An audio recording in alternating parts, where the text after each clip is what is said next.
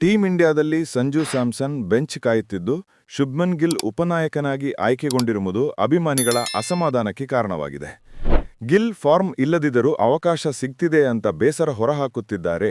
Team ಇಂಡಿಯಾದಲ್ಲಿ ಬೇಗುದಿ ಸೃಷ್ಟಿಯಾಗಿದೆ. ಅದರಲ್ಲೂ ಟಿ20 ತಂಡದಲ್ಲಿ ಹಿರಿಯರನ್ನು ಕೈಬಿಟ್ಟಿದ್ದು, ಸಂಜು ಸ್ಯಾಮ್ಸನ್ ಅನ್ನು ಬೆಂಚ್ಗೆ ಸೀಮಿತ ಮಾಡಿರೋದು ಅಭಿಮಾನಿಗಳ ಆಕ್ರೋಶಕ್ಕೆ ಕಾರಣವಾಗಿದ್ದರೆ, ಮಾಜಿ ಆಟಗಾರರು ಮ್ಯಾಗಿಲ್ ಫಾರ್ಮ್ನಲ್ಲಿ ಇಲ್ಲದಿದ್ದರೂ ಸಂಜು ಉತ್ತಮ ಫಾರ್ಮ್ನಲ್ಲಿದ್ದರೂ ಆತನಿಗೆ ಅವಕಾಶ ಸಿಗುತ್ತಿಲ್ಲ.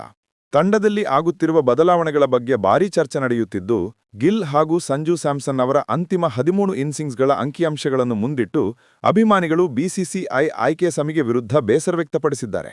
ಏಷ್ಯಾ ಕಪ್ ಬಳಿಕ ಟೀಂ ಇಂಡಿಯಾ ಟಿ20 ತಂಡದಲ್ಲಿ ಬಹಳಷ್ಟು ಬದಲಾವಣೆಗಳು ಮಾಡಲಾಗಿದೆ.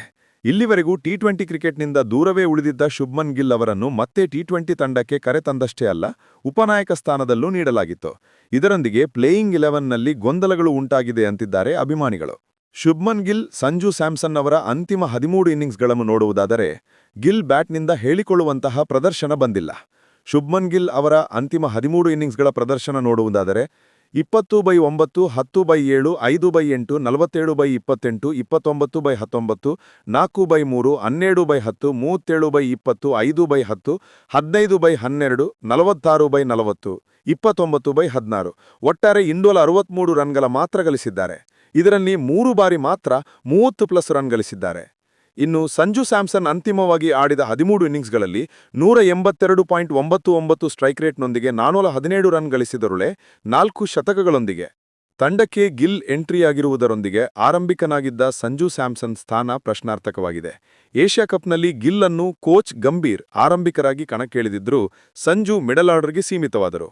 ಆಸ್ಟ್ರೇಲಿಯಾದಲ್ಲಿ ನಡೆದ ಟಿ20 ಸರಣಿಯಲ್ಲಿ ಒಮ್ಮೆ ಮಾತ್ರ 1 ಡೌನ್, ಮತ್ತೊಮ್ಮೆ ಬಾಲಂಗೋಚಿಯಾಗಿ ಕಣಕ್ಕಿಳಿದಿದ್ರು.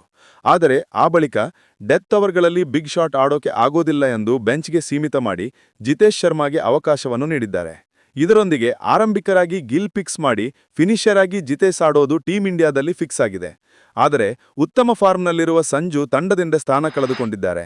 ಏಷ್ಯಾ ಕಪ್ ಬಳಿಕ ನಡೆದ 6 ಪಂದ್ಯಗಳಲ್ಲಿ ಪೈಕಿ 4 ಪಂದ್ಯಗಳಲ್ಲಿ